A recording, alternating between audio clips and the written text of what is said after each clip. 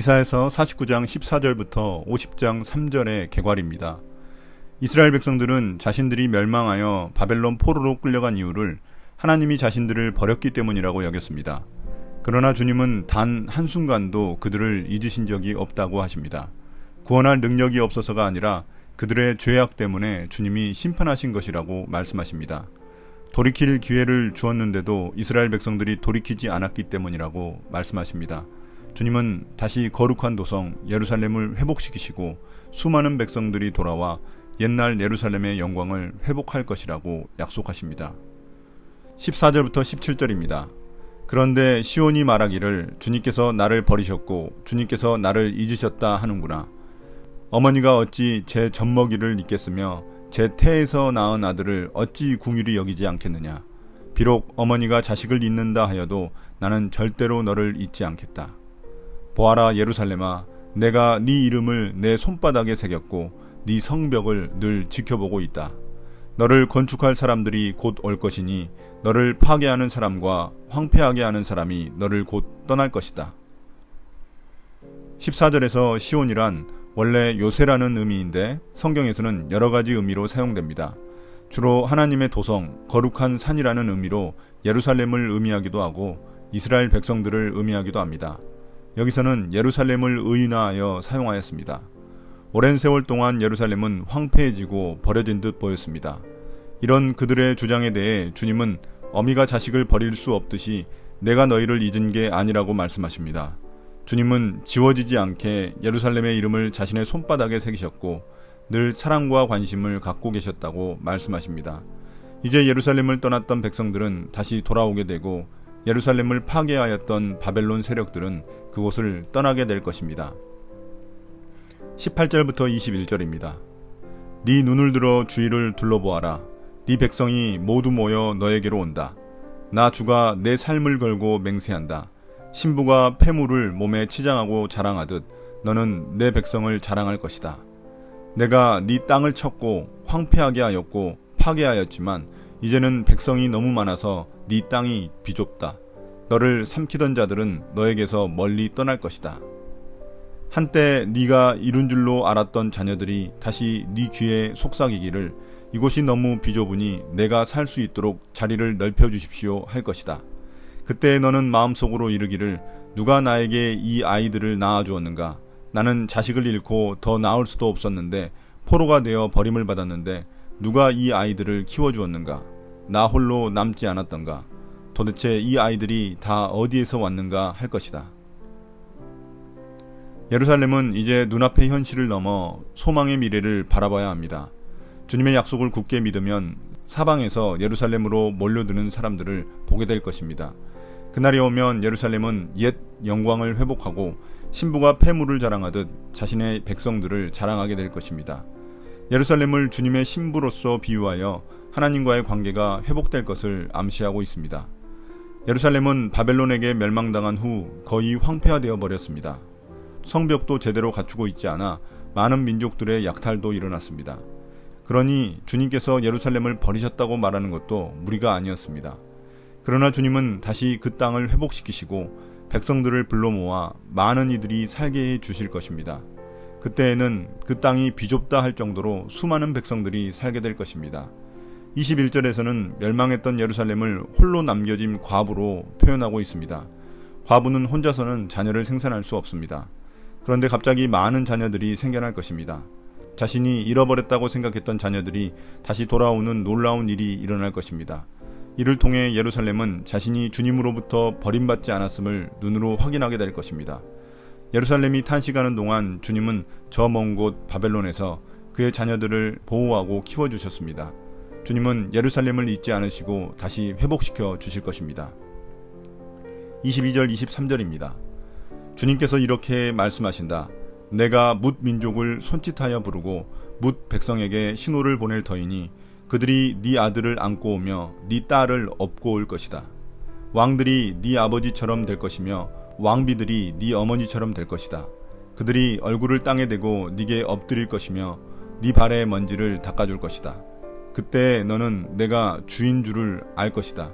나를 믿고 기다리는 사람은 수치를 당하지 않는다. 여기서 이스라엘 백성들은 주님의 약속을 믿지 못하고 의심했습니다. 바벨론 제국의 엄청난 규모와 힘을 경험한 그들에게 주님의 약속은 와닿지 않았을 것입니다. 이런 그들에게 주님은 자신의 능력을 선포하십니다. 이스라엘 백성들이 예루살렘으로 돌아올 때 주님은 여러 민족들을 부르셔서 그들이 호위무사처럼 이스라엘 백성들을 보호하게 만드실 것입니다. 그들의 모습은 마치 이스라엘 백성들이 예루살렘으로 순례를 떠날 때 자신들의 어린 아이들을 안고 업고 오는 것을 연상시켜 줄 것입니다. 또한 23절에서 여러 민족들의 왕과 왕비들은 이스라엘 백성들을 돌보고 양육하는 일을 담당하게 될 것입니다. 전에는 예루살렘이 여러 민족들에게 수치를 당했지만 이제는 그들이 예루살렘에게 경의를 표하고 시중을 들게 될 것입니다. 그때 예루살렘은 주님이 예루살렘의 주인인 것을 보게 될 것입니다. 우상 숭배하던 민족들은 부끄러움을 당하겠지만 주님의 약속을 믿고 기다리는 자녀들은 결코 수치를 당하지 않을 것입니다. 이스라엘 백성들은 주님을 바라보며 주님의 약속이 성취되기를 기다려야 합니다. 실제로 바벨론을 정복한 고레스는 이스라엘 백성들을 고향으로 돌려보내며 성전 건축에 필요한 물자들을 지원했습니다. 그 모든 것은 우연이 아니라 주님의 손길이었습니다. 주님은 이스라엘 백성들을 돕기 위해 세상 권력자들의 마음도 움직이십니다. 24절부터 26절입니다. 적군에게서 전리품을 빼앗을 수 있느냐? 폭군에게서 사로잡힌 포로를 빼내올 수 있느냐? 주님께서 이렇게 말씀하신다. 내가 적군에게서 포로를 빼어오겠으며 폭군에게서 전리품도 빼앗아 오겠다.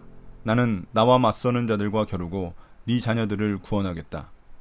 너를 억압하는 자들로 서로 쳐죽이게 하고 새 포도주에 취하듯이 저희들끼리 피를 나누어 마시고 취하게 하겠다.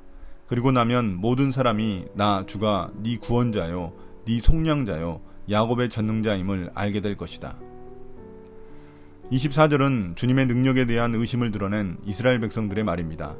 주님이 구원의 약속을 하셨지만 어떻게 어마어마한 바벨론으로부터 자신들을 구원하실지 의심이 들었습니다. 이에 대해 25절 26절에서 주님이 대답하십니다. 주님은 역사에 개입하셔서 일하시기 때문에 불가능할 듯 보이는 일도 가능케 하십니다. 바벨론에게서 주님의 자녀들을 구원하시고 전리품까지도 가져오시겠다고 말씀하십니다. 26절에서 저희들끼리 피를 나눠 마신다는 의미는 바벨론이 내부 분열과 다툼으로 멸망한다는 말입니다. 이러한 일을 통해 주님이 이스라엘의 구원자라는 사실을 모든 사람이 알게 될 것입니다.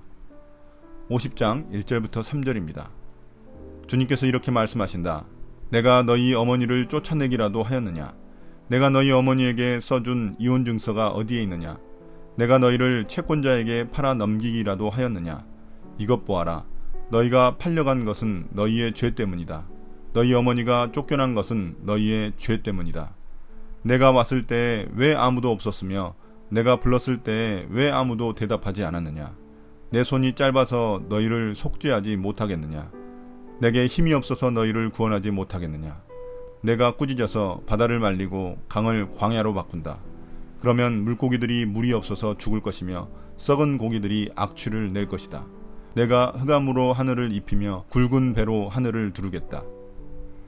이 단락은 이스라엘 백성들이 하나님께 버림받았다고 생각하는 것에 대해 주님이 반론하시는 부분입니다. 예루살렘을 어머니로 비유하고 자신들은 자녀로 비유하고 있습니다. 이스라엘 백성들은 자신들이 바벨론에 유배당한 것이 마치 하나님과 예루살렘이 이혼한 것으로 여겼습니다. 하나님이 예루살렘에게 이혼 증서를 써서 쫓아냈다고 생각했습니다. 또는 하나님이 빚을 갚지 못해서 대신 예루살렘을 종으로 넘기셨다고 여겼습니다. 그들은 유배당하게 된 이유를 하나님에게서 찾으려 하고 자신들에게서 찾으려 하지 않았습니다. 모든 이별의 원인은 불성실한 아내와 자녀에게 있습니다. 그들이 하나님께 순종하지 않고 죄를 지었기 때문입니다. 2절에 보면 하나님은 여러 번 도와주시겠다고 예루살렘을 부르셨습니다. 그러나 그들은 응답하지 않았고 손을 붙잡지 않았습니다. 그들은 억울하게 쫓겨난 것이 아닙니다. 또한 주님이 무관심하거나 구원하실 능력이 없어서가 아닙니다. 이스라엘 백성들이 죄악을 저지르면서도 주님의 말씀을 듣지 않았기 때문입니다. 2절 하반절에서는 이러한 의심하는 백성들을 주님이 책망하십니다. 주님은 능력이 없어서 그들을 멸망하도록 내버려 두신 게 아니라고 말씀하십니다. 주님은 충분히 출애굽 때처럼 여러 가지 재앙으로 자신의 능력과 기적을 베푸실 수 있으셨습니다. 그러나 그들이 주님의 말씀에 반응하지 않았습니다. 이제 주님의 구원 약속을 믿지 못한다면 그러한 재앙이 그들에게도 일어날 수 있다고 경고하시는 것입니다. 오늘의 묵상 포인트입니다. 때로는 삶에서 큰 어려움을 겪으면 주님이 마치 나를 버리신 거 아닌가 느껴질 때가 있습니다. 주님을 원망할 수도 있습니다. 그러나 주님은 절대로 자신의 자녀를 버리지 않으십니다. 내가 겪는 어려움은 나의 죄 때문일 수도 있습니다. 주님은 나의 이름을 자신의 손바닥에 새길 정도로 우리를 포기하지 않으시고 사랑하십니다.